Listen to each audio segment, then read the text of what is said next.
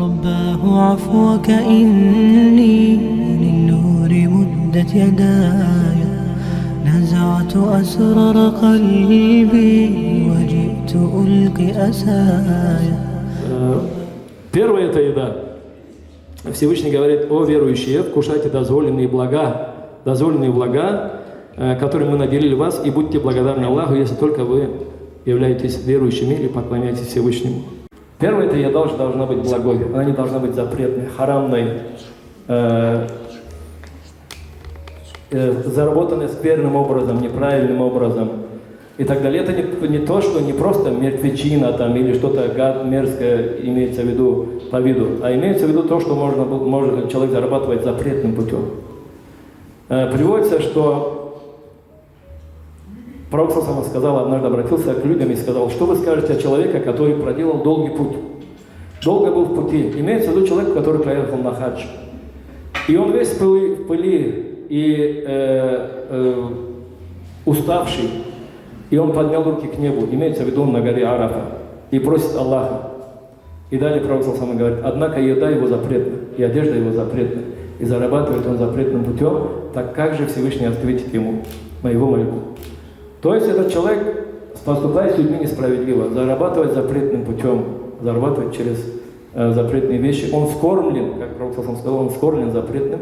Как же Всевышний ответит на его мольбу? То есть, если мы изначально вкушаем запретное, то, скорее всего, у нас появятся какие-то болезни. Пророк сказал: не наполнял сын Адама сосуда худшего, чем его утроба, или чем его желудок, или чем его чрево. Самое худшее, что наполняет человека, это его чрево.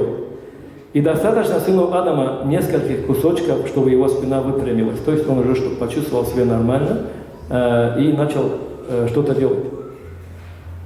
Однако, если уж неизбежно, то 1/3 для еды, 1/3 для воды, 1/3 желудка для свободного дыхания, для воздуха. И это является правилом для верующего человека. И вчера здесь показывали таблицу, как раз.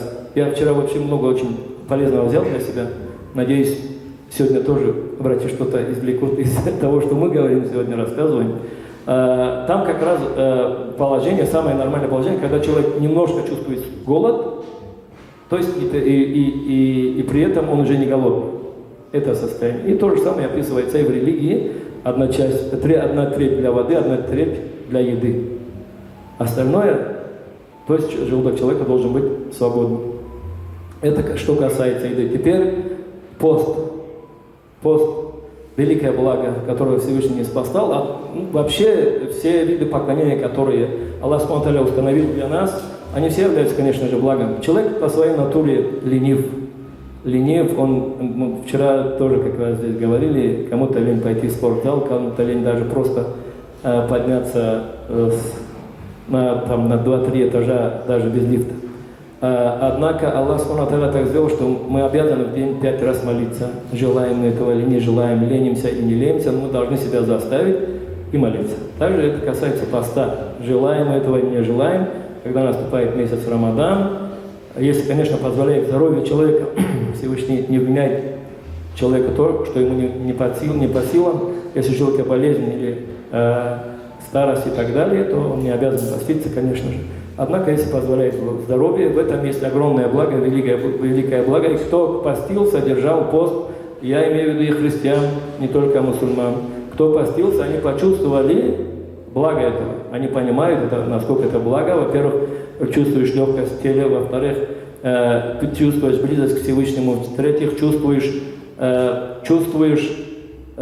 ощущаешь примерно то, что ощущают бедняки, когда они голодные, когда они голодают. Хотя они не едят днями и ночами, несколько дней, неделю там, и больше, только воду или там что-нибудь еще. Но хотя бы что-то мы ощущаем, и из этого наши сердца смягчаются. Ну и, конечно же, очищение организма без каких-то стрессов для организма. Алхамдулилля. Также Пророк саллаллаху повелел, если человек хочет еще больше, то поститься в понедельник и четверг, 2 дня в неделю. Сейчас многие пишут книги, и не только мусульмане, там 5 на 2, там голодание и так далее. Хотя это 1400 лет назад пророк сама сказал: понедельник и четверг поститься. Далее, следующее, то, что влияет на наше здоровье, это наше зрение. Это наше зрение. В основном мысли сердца человека привязаны к тому, что он видит или слышит. В основном мы всегда размышляем именно об этом. На что мы смотрим или что мы слушаем. И, конечно же, мы должны ответственно относиться к нашим глазам и к нашим ушам. Всевышний говорит: скажи верующим мужчинам, чтобы они опускали свои взоры, оберегали свои органы, так будет чище для них. Воистину Аллаху ведомо то, что они творят. И точно такой же аят после этого приходит про женщин. Скажи верующим женщинам, чтобы они опускали свои взоры. Что здесь имеется в виду? Не смотреть на запрет, не смотреть на плохое, не смотреть на негативное. Стараться всегда быть в позитиве и смотреть на хорошее, на благое. Будь то книга, которую вы читаете, или же фильм, который вы смотрите, или же что-то другое, но чтобы ваше зрение смотрело на что-то благое, хорошее. Тогда ваши мысли будут о хорошем, будут позитивные. Вы сами будете позитивно думать. И то же самое касается нашего слуха. Когда мы слушаем постоянно, в большинстве случаев сегодня мы получаем негатив.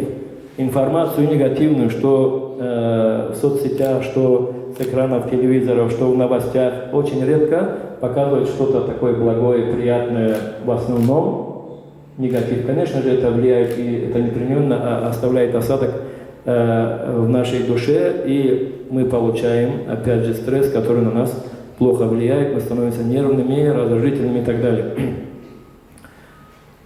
Поэтому человек обязан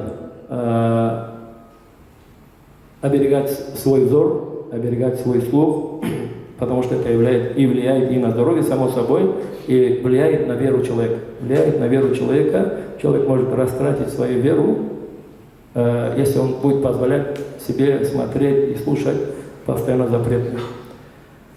Далее, что влияет на здоровье в исламе, это гнев. Это гнев, который очень порицаем, это рушит человека. Передается от Абу Хурайры, что пророк, саллаллаху алейхи ва саллям, да благословит Аллах и приветствует, сказал: однажды один человек пришел к нему и сказал: о посланник Аллаха, дай мне совет, дай мне совет. Не просто совет, он сказал: уасия, у нас говорят уасия, завещай мне что-нибудь, чтобы я придерживался этого. И пророк саллаллаху сказал ему: не гневайся. Этот человек отошел, немного подумал и посчитал, что это нечто незначительное, вернулся и опять заново спросил: о посланник Аллаха, дай мне совет, назидание. Пророк снова сказал: не гневайся. Этот человек опять отошел, развернулся, снова подошел, в третий раз и снова сказал: о посланник Аллаха, дай мне назидание. И пророк в третий раз сказал ему: не гневайся. То есть мы настолько, это касается и всех нас, мы настолько просто к этому относимся. Этот человек посчитал гнев чем-то незначительным, Однако это было настолько важным, что пророк трижды повторил ему: не гневайся. И поистине гнев рушит человека.